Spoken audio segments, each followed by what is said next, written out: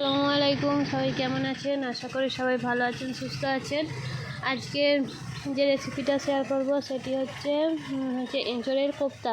তাই এঁচোড়টাকে কেটে ভালো করে আলু কেটে ভালো করে ধুয়ে নিয়েছি।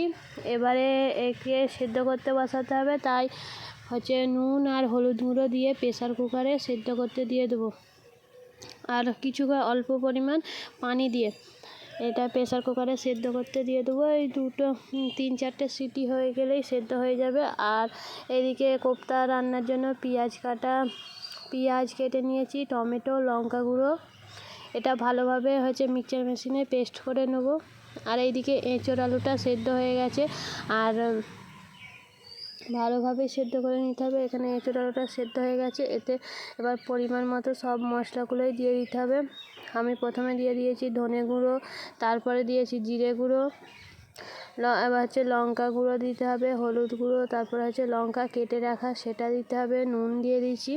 তারপরে এতে বেশি নয়, পরিমাণ মতো বেসন দিয়ে ভালো করে এঁচোড় আর আলুটাকে চটকে নিতে হবে। এতে ডিম দিতে হবে যাতে একটু স্বাদটা ভালো হয়, তাই একটা ডিম দিয়ে দিচ্ছি। এতে একটা ডিম দিয়ে ওইটাকে ভালো করে হাত দিয়েই ভালো করে মাখিয়ে নেব। আর যদি এই ভিডিওটা আপনাদের ভালো লেগে থাকে তাহলে আমার চ্যানেলটাকে সাবস্ক্রাইব করে দেবেন, লাইক করবেন, শেয়ার করে দেবেন। আর কেমন লাগলো সেটা আপনাদের মতামতে কমেন্ট বক্সে জানাবেন। সব কিছু মশলা দিয়ে এটা ভালোভাবে চটকে নিচ্ছি।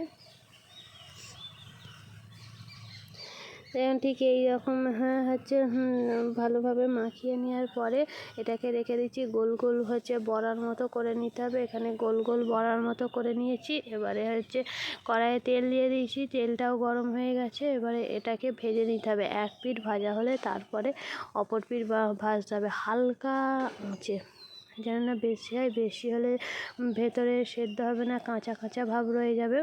তাই একদম মিডিয়াম আছে হালকা করে এটাকে ভেজে নিয়েছি। দেখুন ভাজাটা ঠিক এইরকম হবে। এরপরে রান্নার জন্য কড়াইয়ে তেল দিয়ে দিয়েছি, তেলটা গরম হয়ে গেছে। এবার এতে তেজপাতার পর পেঁয়াজ দিতে হবে। তেজপাতাটা দিয়ে ভালো করে নেড়ে চেড়ে নিচ্ছি। পেঁয়াজ বলতে যে মিক্সচার মেশিনে সবগুলোকে পেস্ট করে রেখেছিলাম সেটাই দিয়ে দেবো। গোটা দেওয়ার থেকে পেস্ট দিলে তার স্বাদটা একটু ভালো হয়, একটু কাই মতো হবে। তো তাই সবগুলো মিক্সচার মেশিনে পেস্ট করে নিয়েছিলাম এবং পেস্টটাকেই এখানে দিয়ে দিচ্ছি। এবার ভালো করে কষতে হবে। এতে আর কিছু মশলা দিতে হবে না। এবার ভালো করে এটাকে কষতে হবে কিছুক্ষণ সময় নিয়ে, যাতে মশলা থেকে যে একটা তেল থাকে না সেই তেলটা ছেড়ে যায়। তাই কিছুক্ষণ সময় নিয়ে এটাকে কষতে হবে। এঁচোড়টা দেখবেন এইভাবে রান্না করবে, বাচ্চা থেকে বড়রা সবাই চেটে পুটে খাবে। আর রেসিপিটা ভালো। এতে এবারে অল্প পরিমাণ নুন দিয়ে দিয়েছি। অল্প যেমন পরিমাণ অনুযায়ী, আপনাদের পরিমাণ অনুযায়ী হলুদ গুঁড়ো দেবেন, লঙ্কা গুঁড়ো দেবেন, দিয়ে ভালোভাবে পেস্টটাকে কষে নেবে মশলা দিয়ে। এবার অল্প অল্প করে পানি দিয়ে এটাকে কষতে হবে, যাতে না নিচে বসে যায়। তাই জন্য অল্প করে পানি দিয়ে এটাকে কষতে হবে। এতে আর একটু পরিমাণ মতো জিরে গুঁড়োও দিয়ে দিয়েছি।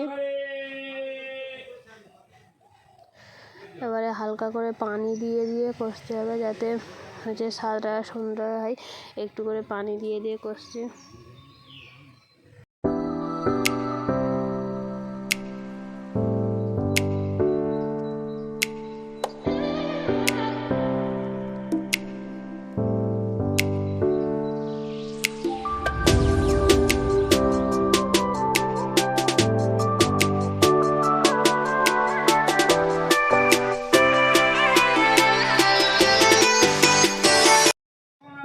মশলাটা তেল ছেড়ে গেছে। এবার এতে পরিমাণ মতো পানি দিয়ে দিচ্ছি। পানি খুব বেশি দিলে হবে না, তাই অল্প করে পানিটা ঢেলে দিয়েছি। এবার পানিটা ফোটার জন্য অপেক্ষা করব।